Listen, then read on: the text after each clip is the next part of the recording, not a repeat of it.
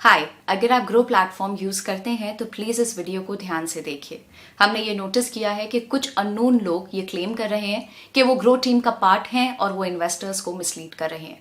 वो grow company का नाम, लोगो, सेबी रजिस्ट्रेशन सर्टिफिकेट्स, फाउंडर्स के नाम और फोटोज, एड्रेस एक्सेट्रा को अपनी वेबसाइट और सोशल मीडिया चैनल्स पर डालते हैं, जैसे कि फेसबुक, इंस्टाग्राम, ट्विटर एक्सेट्रा।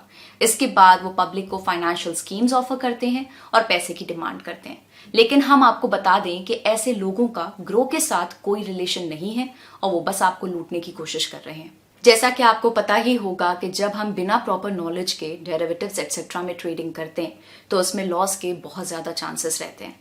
इसी प्रकार टिप्स के बेसिस पर ऑप्शंस एक्सेट्रा में ट्रेडिंग करने से भी हमें भारी लॉस हो सकता है। हम जिन लोगों की बात कर रहे हैं वो रिटेल इन्वेस्टर्स को अट्रैक्टिव रिटर्न्स देने का प्रॉमिस करते हैं और उनसे फीस एक्सेट्रा की डिमांड करते हैं। जब वो सोशल मीडिया पे अट्रैक्टिव रिटर्न्स शो करते हैं तो इन्वेस्टर्स उनको फॉलो करते हैं। उसके बाद वो लोग आपको इंडिविजुअली कम्युनिकेट करके आपसे पैसे की मांग करते हैं, लेकिन आपको कभी भी अपना लॉगिन आईडी और पासवर्ड किसी के साथ शेयर नहीं करना है।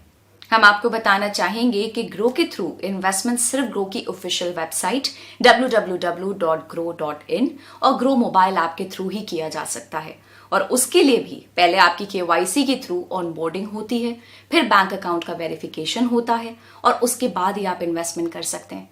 इसलिए अगर कोई भी पर्सन आपसे किसी पर्सनल अकाउंट में पैसे ट्रांसफर करने को कहता है और अगर आप ऐसा करते हैं तो किसी भी प्रकार के ऐसे लॉस के लिए ग्रो रिस्पॉन्सिबल नहीं है। अगर आपको ऐसे किसी इंसिडेंट का पता चलता है तो प्लीज अपनी लोकल पुलिस या साइबर क्राइम अथॉरिटी को इमीडिएटली इन्फॉर्म करें।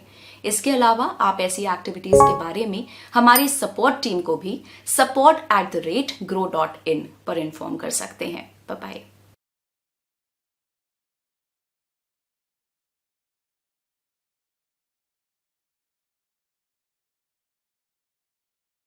Investment in securities market are subject to market risks. Read all the related documents carefully before investing. Please read the risk disclosure documents carefully before investing in equity shares, derivatives, mutual fund, and or other instruments traded on the stock exchanges.